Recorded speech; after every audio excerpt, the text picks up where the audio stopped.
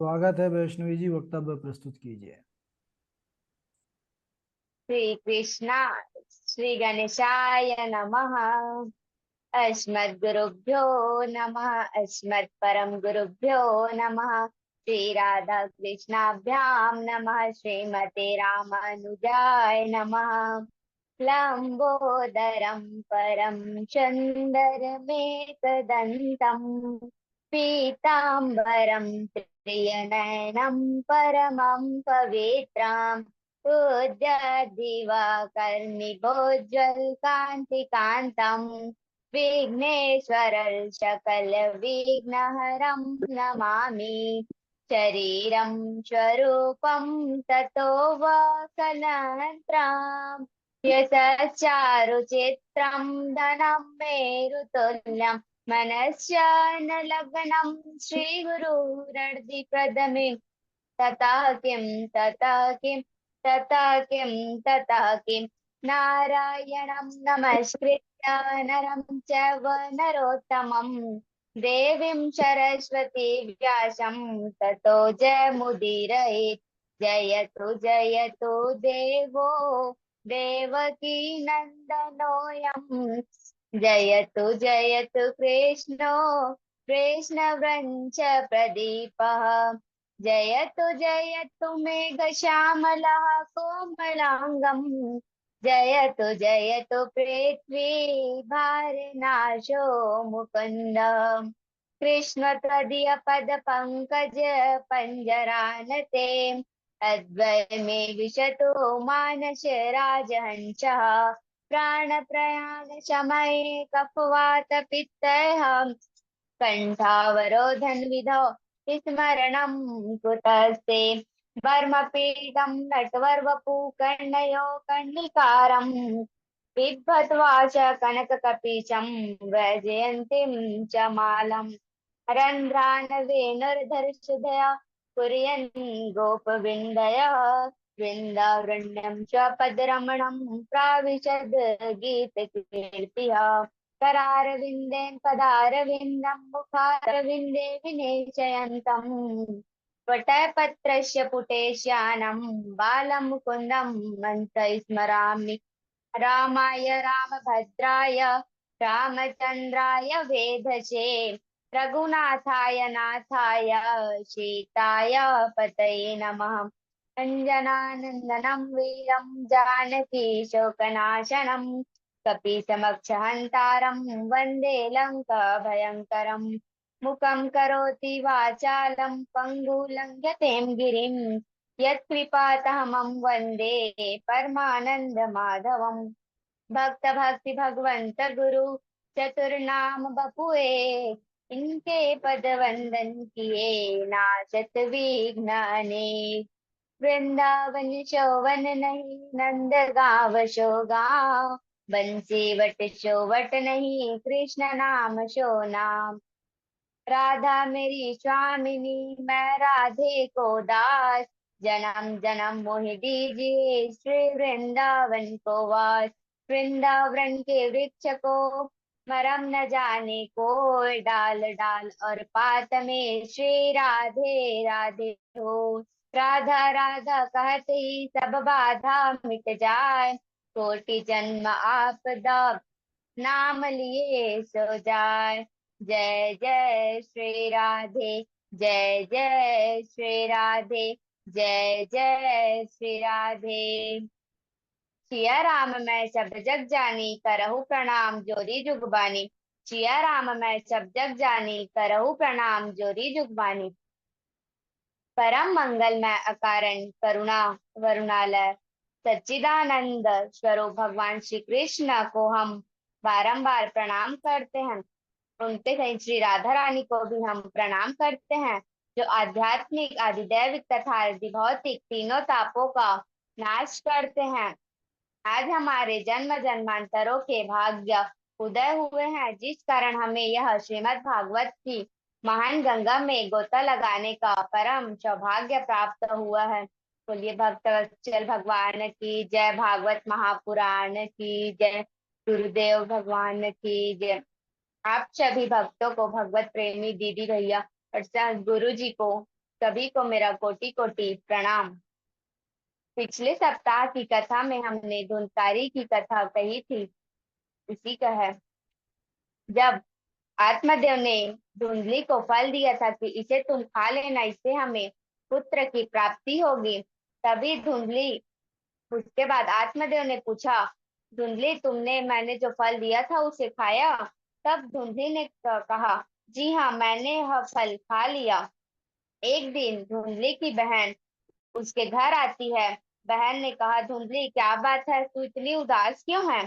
तब धुंधली ने सारी घटना बताई। धुंधली ने कहा तब धुंधली की बहन ने कहा, धुंधली तू दुखी मत हो, मेरे पेट में गर्भ है जिससे बच्चा पैदा हो सकता है। मेरे पति को तू बहुत सारा धन दे देना, पैसा दे देना, और वह अपनी संतान तुम्हें दे देंगे। धुंधली ने ऐसा ही किया। उसने अपने पति के हाथों, जब धुंधली की बहन का बालक हुआ तो वह अपने पति के हाथों बालक को धुंधली के यहाँ पहुंचा दिया तथा धुंधली ने उसे बहुत सारे धन दे दिए। आत्मदेव को भी सूचना पहुंचाई गई कि यह बालक सुखपूर्वक हो गया है। तब आत्मदेव ने यह जैसे ही सुना पुत्र हुआ है, वह सभी ब्राह्मणों को दान करने लगा। बालक बालक का जात कर्म संस्कार कर किया। जल्दी चलो जल्दी चलो जल्दी चलो। नाम हाँ कमलेश। नाम रखने की बारी आई।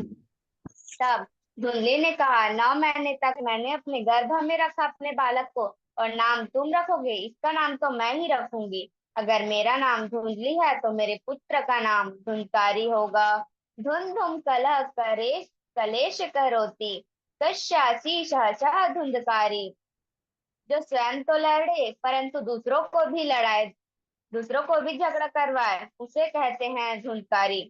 3 माह के पश्चात आत्मदेव के घर एक गाय था। उसने ही उसने भी एक सुंदर बालक को जन्म दिया, जिसका संपूर्ण शरीर तो बालक के जैसा, सर मनुष्य के जैसा था, परंतु कान गाय के जैसा था।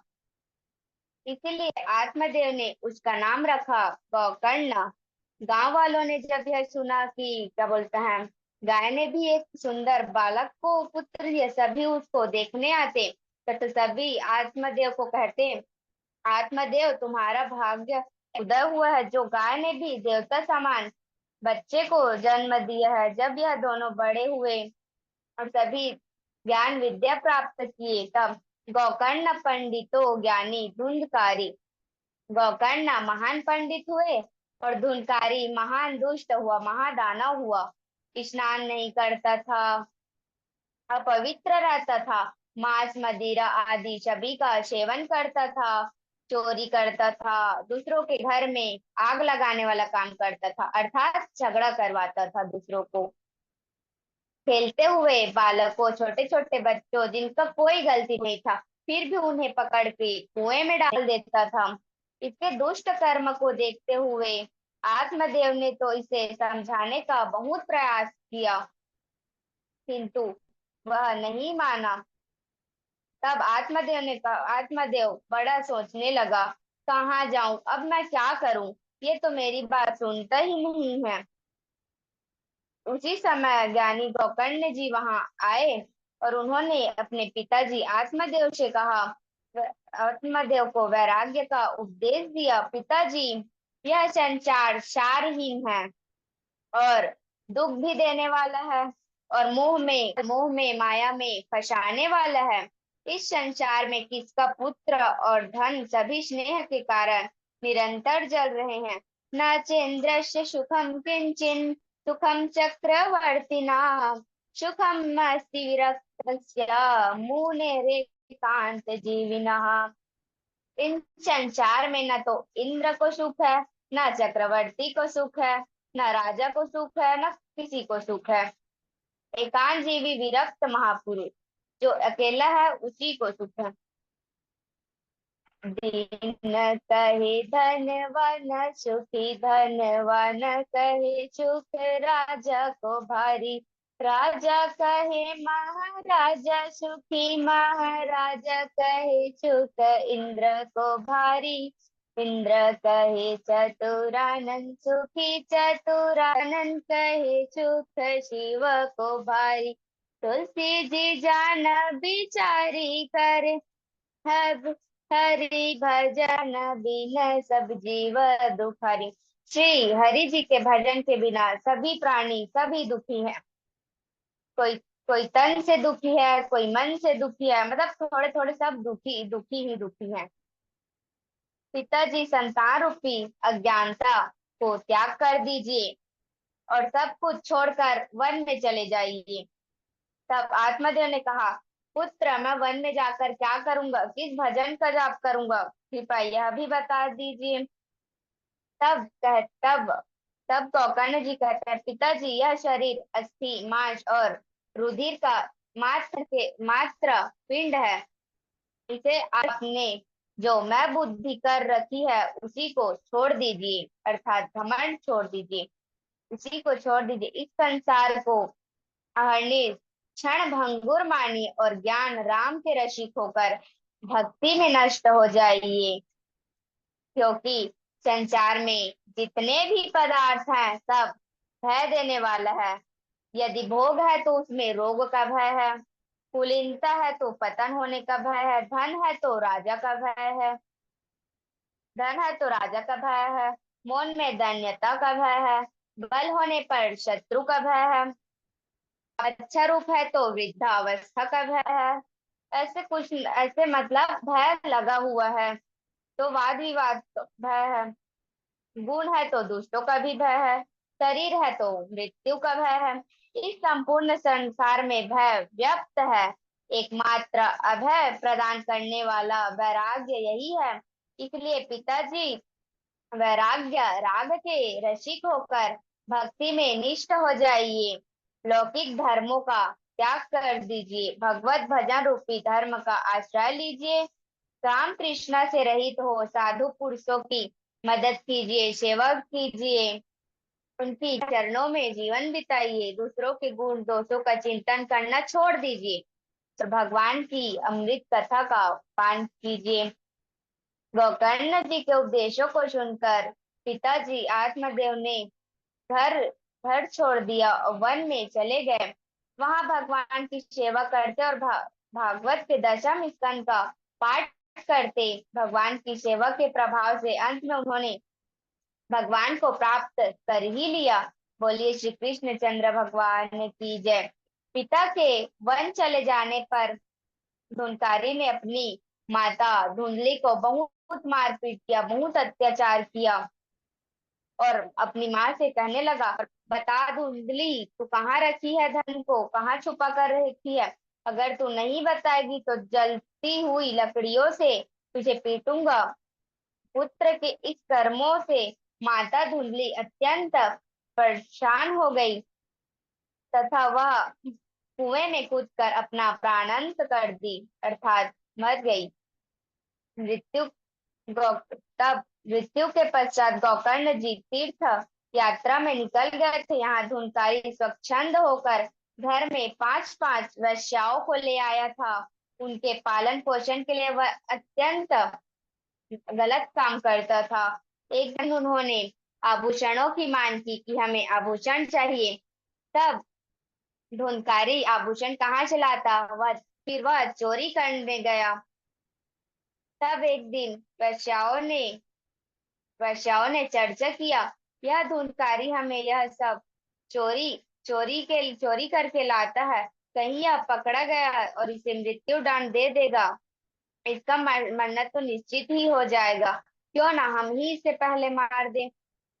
ऐसा उन्होंने रात्रि में सोते हुए ऐसा एक चर्चा किया और धुंधकारी को दूसरे दिन बांध दिया। उसके गले में रस्सी बांधकर उसे फांसी का फंदा डालकर मारने लगे। परंतु जब वह नहीं मरा तो सभी लोग घबरा गए और जलते हुए अंगार उसके मुंह में डाल दिए। धुंधकारी सोचने लगा, स्त्रियों की वाणी तो अमृत के समान होती है, कर्मियों के हृदय रस का संचार करती है, किंतु हृदय धुरे की धार के समान तीक्ष्ण होता है। भले इन स्त्रियों का कौन प्यारा होता है। और तड़प तड़प कर धुंकारी का भी प्राण अंत हो गया। उन वैश्यों ने वहीं गड्ढा खोद कर धुंकारी को वहीं गाड़ दिया। और धन लेकर जहां तहां वह वैश्याएं निकल गई। कुछ समय पश्चात जब गोकर्ण जी को धुनकारी की मृत्यु का समाचार सुना तो अनाथ जानकर गया में जाके गया में जाके गोकर्ण जी उनका श्राद्ध करवाए। जिस जिस तीर्थ में जाते वह धुनकारी के नाम से दान करते। ऐसे ऐसे ही एक दिन घूमते घूमते वह श्राद्ध करते एक बार अपने नगर में ही पधारे। रात्रि का समय था तो उसने सोचा मैं किसी को क्यों परेशान करूं, इसलिए वह सीधे अपने घर में आकर सो गए। मध्यकाल की रात थी। 12 से 3 बजे के बीच धुनकारी अपना विकराल रूप दिखाने लगा। कभी वह भेड़ा बन जाता, कभी हाथी बन जाता, कभी राजा तो कभी अग्नि के रूप में प्रकट हो जाता। उसे देखकर गोकर्ण जी समझ गए यह कोई दुर्गति को प्राप्त किया हुआ जीव है जिसे अभी तक मोक्ष की प्राप्ति नहीं हुई। गोकर्ण जी ने पूछा, तुम कौन हो, इस गति को कैसे प्राप्त हुए हो, ये सब भयानक रूप क्यों दिखा रहे हो। गोकर्ण जी के इस प्रकार पूछने पर धुनकारी जोर जोर से रोने लगा। कुछ बोल नहीं रहा था तथा इशारा करने लगा। तब गोकर्ण जी ने हाथ में जल लेकर उसे गायत्री मंत्र से अभिमंत्रित किया और धुनकारी पर छिड़क दिया, जिससे धुनकारी को बोलने की शक्ति प्राप्त हो गई। और उसने कहा, अहम भ्रातत्वदीये स्म धुनकारिति नामतः स्वकीयेन दोषेण ब्रह्म त्वं नाशितं गया। भैया, मैं तुम्हारा ही भाई धुनकारी हूँ। अपने दोस्त के कारण मैंने अपने ब्रह्मत्व को नष्ट कर चुका है। मेरे कुकर्मों की कोई संख्या नहीं है जिसके कारण मैं प्रेत योनि को प्राप्त किया हूँ। वायु का आहार करके जीवन यापन कर रहा हूँ। तब तब गोकर्ण जी कहा, हे भाई आप कृपा तब धुनकारी कहता है, हे भाई आप कृपा सागर है, मुझे इस योनि से मुक्त करा दीजिए। अब गोकर्ण जी ने कहते हैं, धुनकारी मैंने तो तुम्हारा श्राद्ध करा चुका है गया में, फिर भी तुम्हारी मुक्ति क्यों नहीं हो रही है। तब धुनकारी ने कहा, भैया मैंने इतने पाप किए हैं, इतने पाप किए हैं, सैकड़ों बार गया में आप श्राद्ध करा दीजिए फिर भी मेरी मुक्ति नहीं होगी, इसलिए आप कोई दूसरा उपाय सोचिए। गोकर्ण जी ने कहा, इस समय तुम अपने स्थान को जाओ, मैं तुम्हारी मुक्ति के विषय में विचार करूंगा। प्रातः काल नगरवासियों से विद्वानों से गोकर्ण जी ने अपने योग बल से सूर्य भगवान की गति को रोक दिया, उन्हें प्रणाम किया और उनकी स्तुति की। तुभ्यं नमो जगत साक्षिन् ब्रूहि मे मुक्ति हेतुकम्। हे जगत के साक्षी सूर्य देवता भगवान, आपको मेरा प्रणाम है। बताइए धुनकारी की मुक्ति कैसी होगी, धुनकारी को मोक्ष प्राप्त कैसे होगा। भगवान सूर्य ने स्पष्ट रूप से कहा, श्रीमद् भागवत मुक्ति सप्ताह वाचनम कुरु। गोकर्ण जी, आप श्रीमद् भागवत की सप्ताह कथा कहिए, इसी में धुनकारी की मुक्ति होगी। भगवान सूर्य नारायण के इस प्रकार कहने पर गोकर्ण जी ने एक वैष्णव ब्राह्मण को प्रधान श्रोता बनाया सुनने के लिए और भागवत की कथा प्रारंभ की। धुनकारी कथा सुनने के लिए आया, परंतु वह वायु रूप में होने के कारण एक स्थान पर अधिक देर तक रुक नहीं सकता था। तब उसको एक गांठ वाला बांस दिखाई दिया, उसी में वह रहने लगा, प्रविष्ट हो गया। वह कथा सुनने लगा। प्रथम दिन की कथा जब विश्राम हुई तो जोर का शब्द करते हुए बांस की एक गांठ फट गई। दूसरे तीसरे दिन इस प्रकार 7 दिनों में 7 गांठों का विभेदन हुआ, अर्थात 7 गांठ फट गए। दिव्य रूप धारण कर धुनकारी प्रकट हो गया। उसके गले में सुंदर सुंदर तुलसी की माला शोभायाम हो रही थी।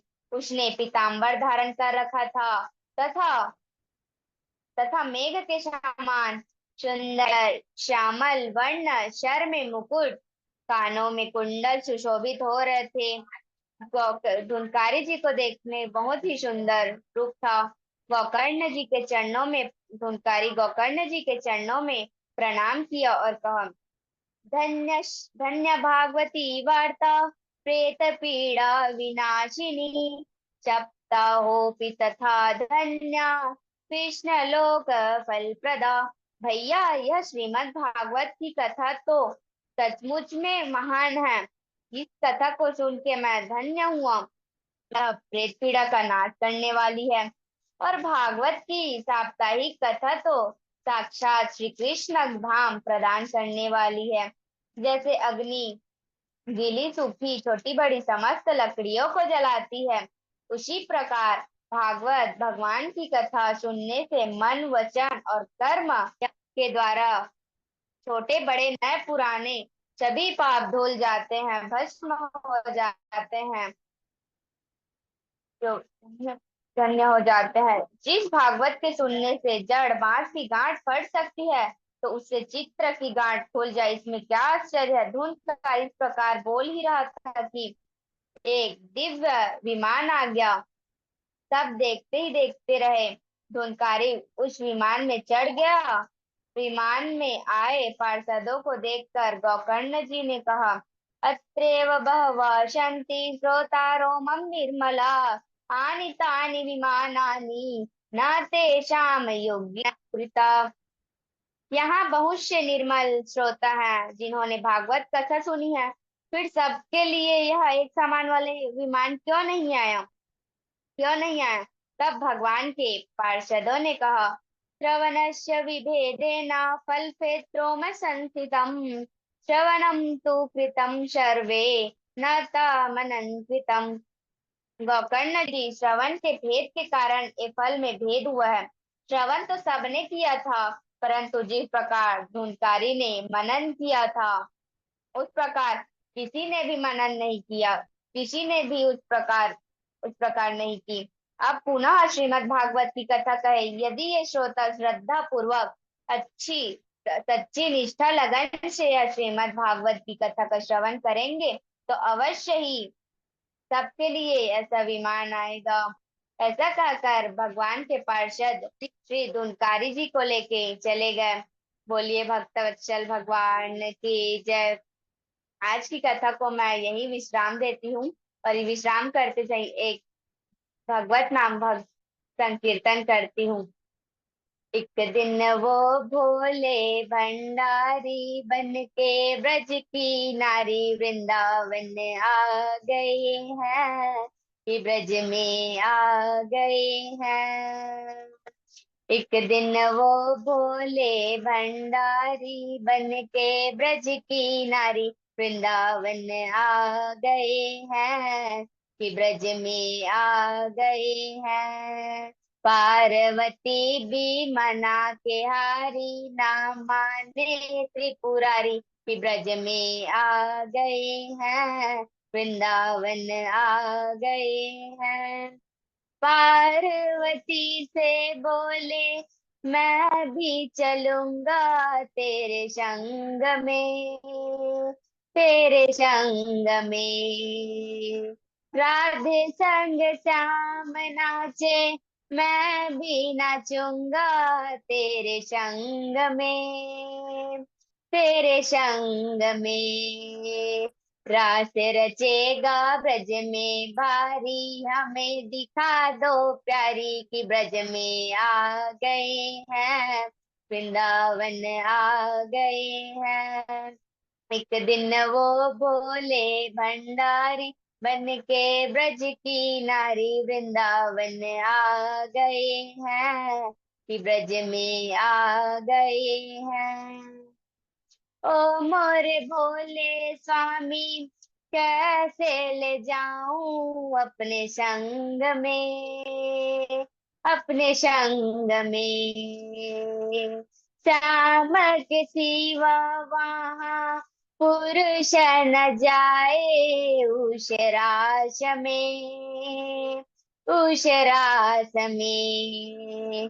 हंसी करेगी ब्रज की नारी, मानो बात हमारी, की ब्रज में आ गए हैं, वृंदावन आ गए हैं।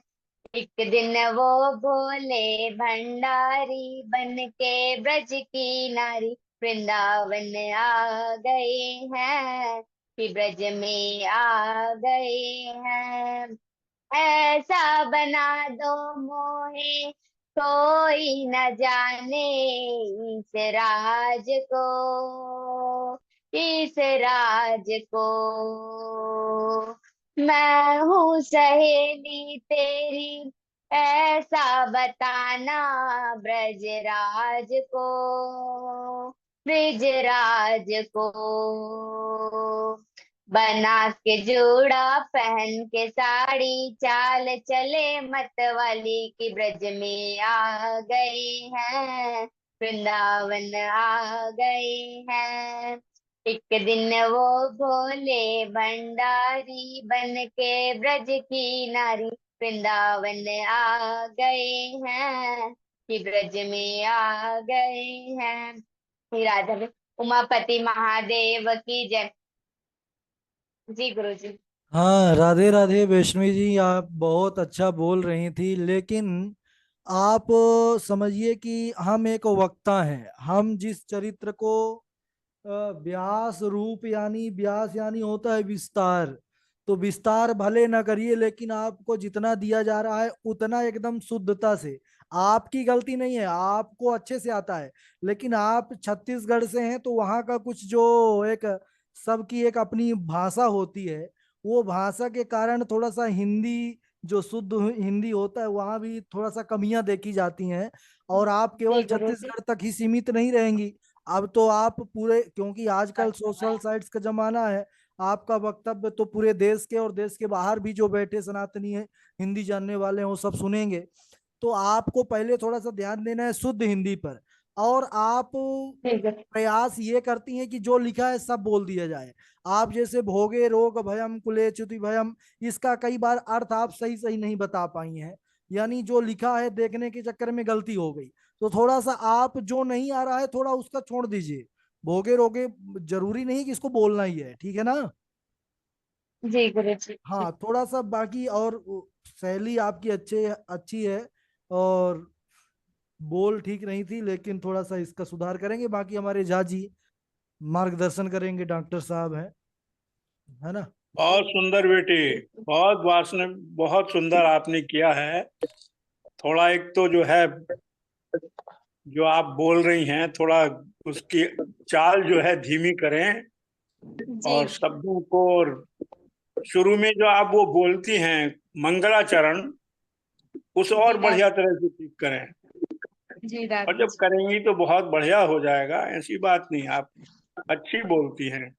राधे राधे, कृपा जी बनी दादी रहे आप। प्रणाम राधे राधे। बहुत सुंदर, बहुत सुंदर वक्तव्य, बहुत सुंदर रहा। अभी तो बच्ची ही है और वक्तव्य देना शुरू ही की है। धीरे धीरे मज जाएगी और बहुत सुंदर वक्तव्य होगा। केवल इसी प्रकार प्रयास करो, घर पर अकेले में भगवान को वक्तव्य सुनाया करो। और जब घर पर बोलेगी और बिना देखे बोलेगी तो बहुत लाभ होगा। जरूरी जी नहीं है दादी। कि जो श्लोक पढ़ने में नहीं बन रहा है उस श्लोक को हम पढ़े ही। जो पढ़ने में बढ़िया से बन रहा है, जिसका हम शुद्ध शुद्ध उच्चारण करते हैं, उसी श्लोक को बोलेंगे और उसी के आगे पीछे के प्रसंग को जोड़ते हुए कथा को विस्तार रूप देंगे। जी दादी जी, आगे सब हाँ, ध्यान रखूंगी। कथा को विस्तार रूप देंगे। जो श्लोक कहीं कहीं हम देखते हैं या सुनते हैं, श्लोक बोलती हैं और श्लोक का अंतिम शब्द जो है या अंत का जो चरण है वह मुंह से नहीं निकलता है।